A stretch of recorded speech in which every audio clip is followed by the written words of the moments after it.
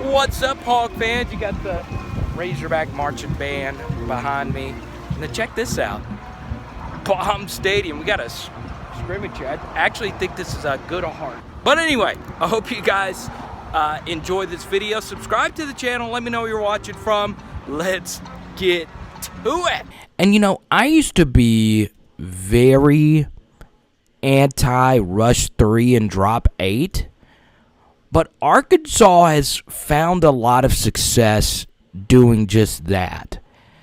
And I think part of that is because, you know, this is going to get a little complex, but they had so much success against Mississippi State. This is something my LSU Tigers didn't do, but Arkansas did a great job of.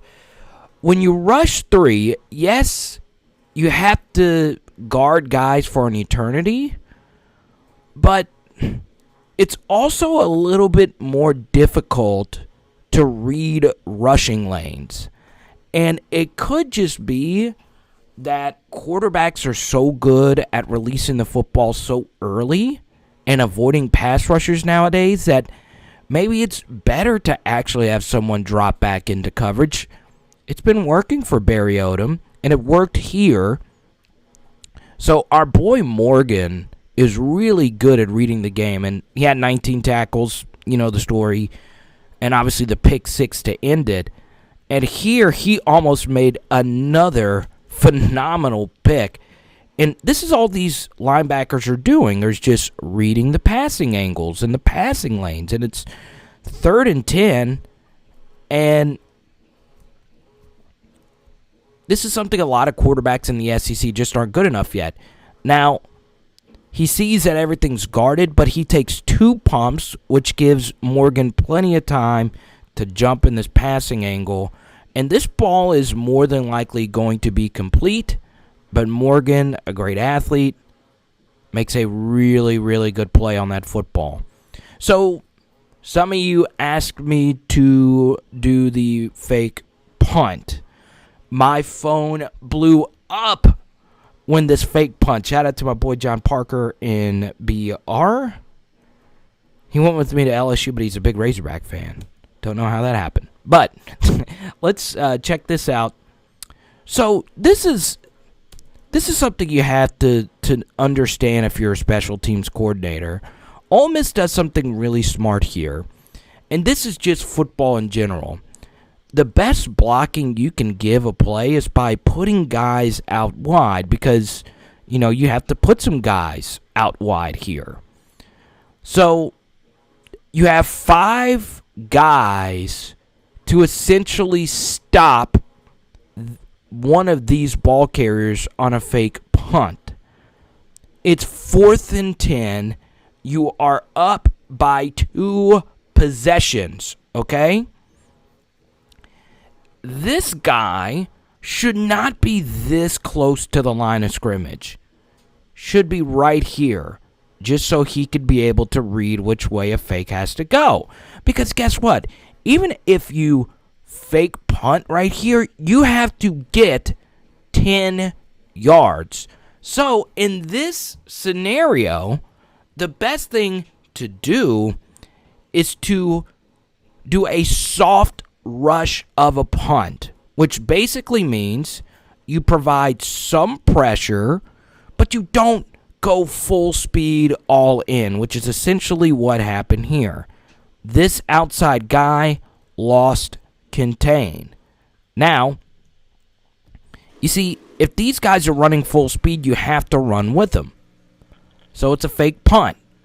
And whenever it's a fake punt, you have to, as a defense, scream fake punt. And this guy right here is just way too close to the line of scrimmage.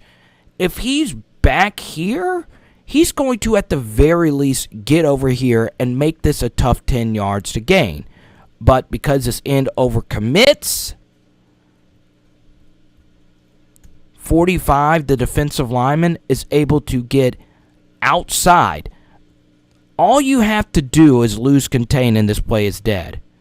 Because 4 is all the way up here, this is just really, really poor special teams play, special teams coaching. He misses the tackle. 56 gets eaten up here by this block, and then it's just pay dirt.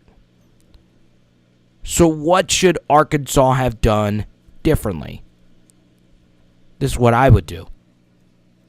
And the funny thing is when I played high school football, the only thing I played my first year was punt return because I wasn't, a super athlete. And the one thing that I was always taught is that no matter how quickly you can get back there to block a punt, the possession, getting the football back, especially here, basically the only way Ole Miss can get back into this football game is by converting this. So if you're an outside rusher, you need to make sure you get as far wide out here as possible. This is actually pretty good right here, keep and contain. These 4 guys have their back turned. I'm not on the field, so I can't hear communication on the field. And that's essentially what happens. Good tackle by, was that Warren? So there you go. And that allowed Ole Miss to stay in the football game. So the big mistake is honestly this player right here. All you have to do in punt safe is stay right here. You should not even be rushing the punter here. You want him to punt the football. Well, what if he just holds it back there? Okay. Let him hold it back there. You want him to get 10 yards here? This is a defensive lineman. It's going to take blown assignments for this to happen. Even if you don't rush and you stay right here, the likelihood of him getting 10 yards is very, very small. Boom! You see, it was like the film study to here. Wait, am I? You see, I always get confused. All right, you're supposed to look at this part of the camera because then it looks like I'm talking to you. But if you look here, if I'm looking at the screen, you see it's not. Anyway, that was smooth. First thing, obviously, this is a connection to our first film study, except it's defense and special teams. So if you want to see part 1 of Arkansas versus Ole Miss, check it out below. Before we get to the Texas A&M preview, I do want to share with you the restaurant I ended up going to in Fayetteville. And, I don't get to go out there as much, but all of my best friends live there. And a lot of you said go to Hugo's and go here or there. I could only go to one place. I was in the wedding. Weddings can be crazy.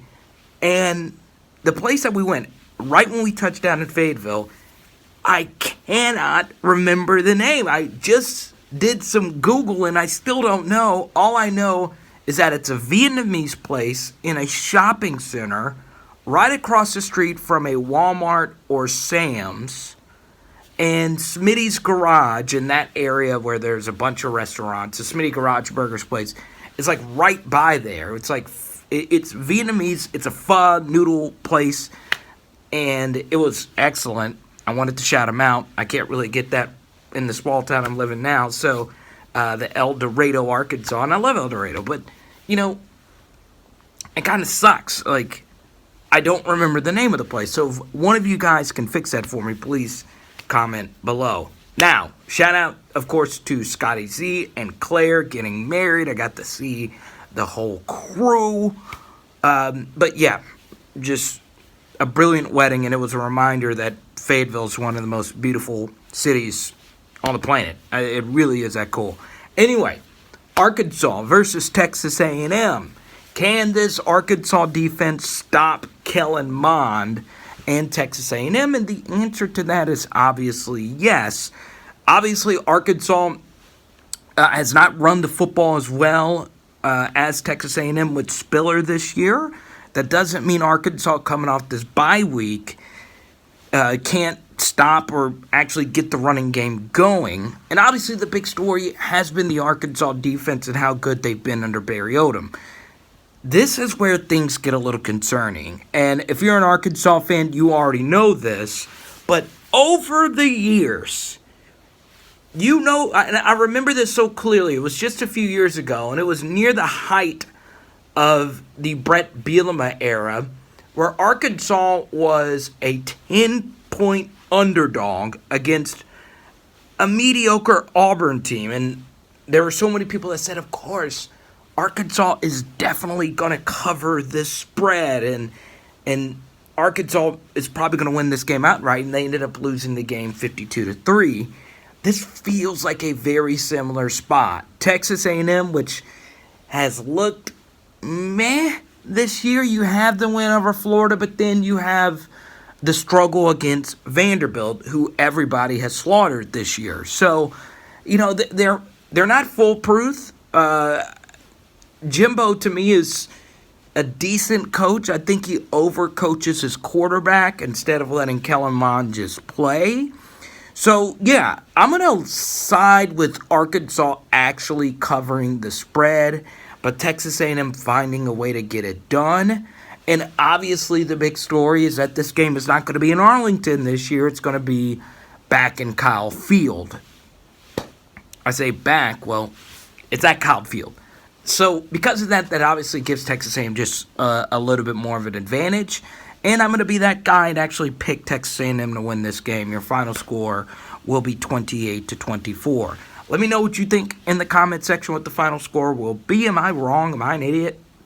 Just let me know, and we'll talk soon. Once again, you guys have been fantastic to me, and hopefully we continue to get to do cool Arkansas videos. Let's go.